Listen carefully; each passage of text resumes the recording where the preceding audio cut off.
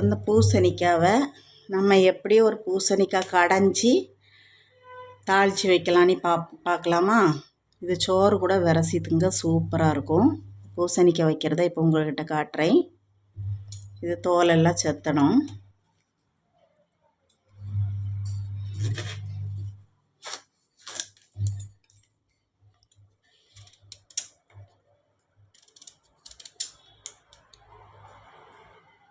இப்போ வந்து பூசணிக்காயை நல்லா துண்டு துண்டாக வெட்டி வச்சுருக்கேன். இனி இது தண்ணி விட்டு நல்லா கழுவி எடுத்துடலாம். பூசணிக்காய் வெட்டி வச்சுருக்கேன். இதை பாருங்கள், இந்த பருவத்தில் வெட்டி 2 தண்ணி கழுவி வச்சுருக்கேன். இனி இதில் வந்து 1 கிளாஸ் தண்ணி ஊற்றணும்.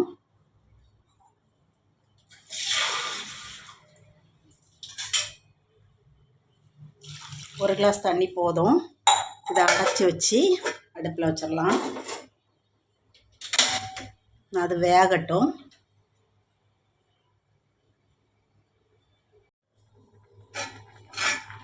இது கொதிச்சுட்டு இது கூட ஒரே ஒரு தக்காளி, ஒரு பச்சை மிளகாய், அதையும் இது உள்ள போட்டுடலாம். நல்லா வேகட்டும். இப்போ இதுக்கு தேவையான பொருள் ஒரு 2 வத்தல் போட்டிருக்கேன்.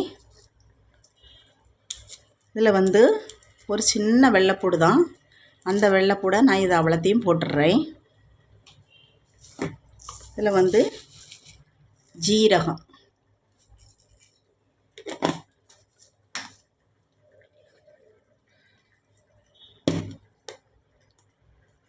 கொஞ்சமாக மஞ்சத்தூள்,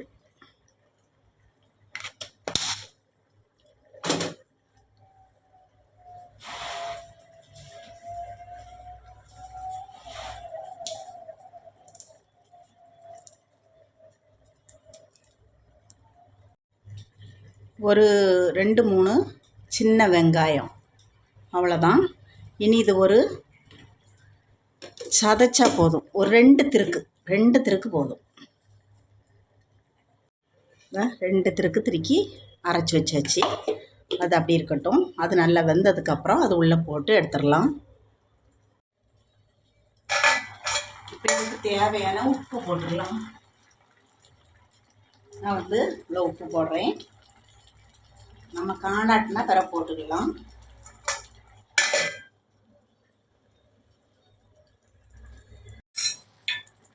இப்போ இது வெந்துட்டான்னு பார்க்கலாம். நல்லா வெந்துட்டு இனி நம்ம இந்த அரைச்சி வச்சுருக்கிறத உள்ளே போட்டுடலாம்.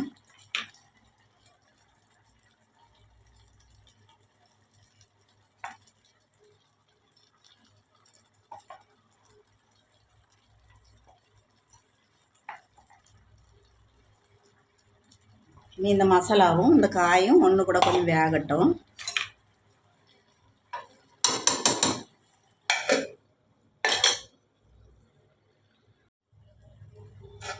இப்போ எது வெந்துட்டான்னு தண்ணி வற்றிட்டான்னு பார்க்கலாம். நல்லா தேங்காயும் இதெல்லாம் பிடிச்சிட்டு இனி தீயை ஆஃப் ஆக்கிட்டு இதை இறக்கி வச்சு நம்ம கடைஞ்சிடலாம்.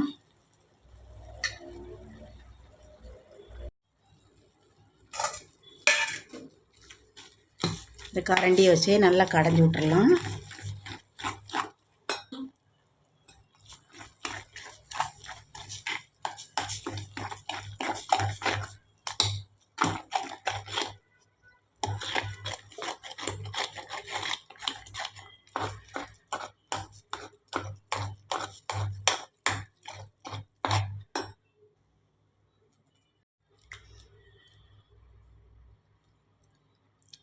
கொஞ்சமாக உப்பு கம்மியாக இருக்குது, கொஞ்சோண்டு போடுங்க. இவ்வளோ போதும். சாப்பாட்டு கூட போடுறோம்னா கொஞ்சம் உப்பு வேணும்.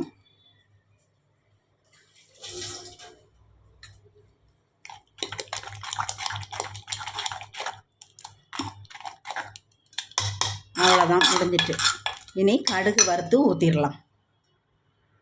சட்டி அடுப்பில் வச்சு எண்ணெய் ஊற்றிடலாம்.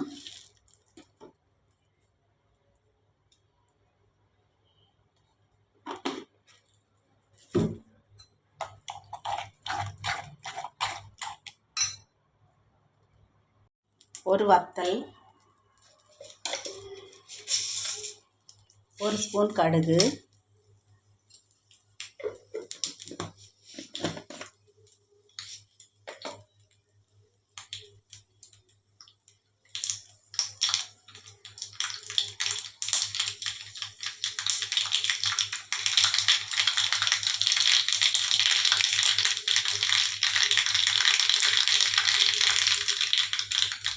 கொஞ்சம் உளுத்தம்பருப்பு,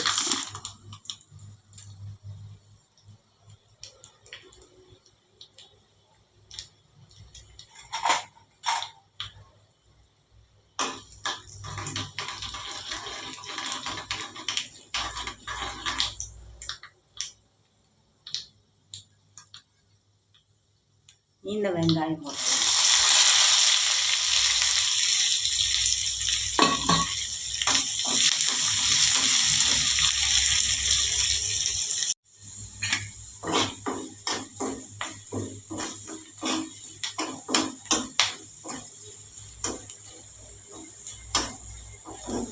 அவ்வளோதான். கருவேப்பிலையும் போட்டாச்சு, ஸ்டவ் ஆஃப் பண்ணியாச்சு. சரி, இது உள்ள ஊற்றிடலாம்.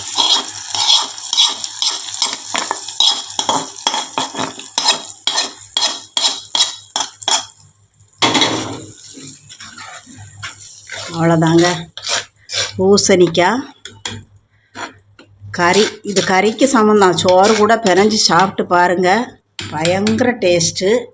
நல்ல ருச்சியாகவும் நல்ல டேஸ்ட்டாகவும் இருக்கும். இதே மாதிரி சாப்பிட்டு பாருங்கள். அவ்வளோதான், பூசணிக்காய் ரெடி ஆயிட்டு.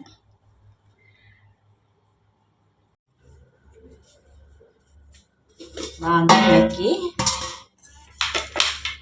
இது எடுத்துடலாம். எப்படின்னா,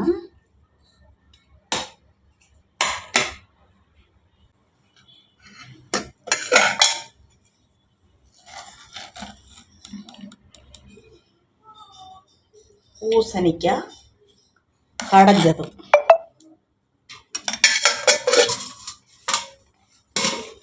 பூசணிக்காய் கடைஞ்சது, முருங்கலை கூட்டு. இந்த ரெண்டையும் சாப்பிட்டு பாருங்கள், சூப்பர். லைக் பண்ணுங்கள், ஷேர் பண்ணுங்கள்.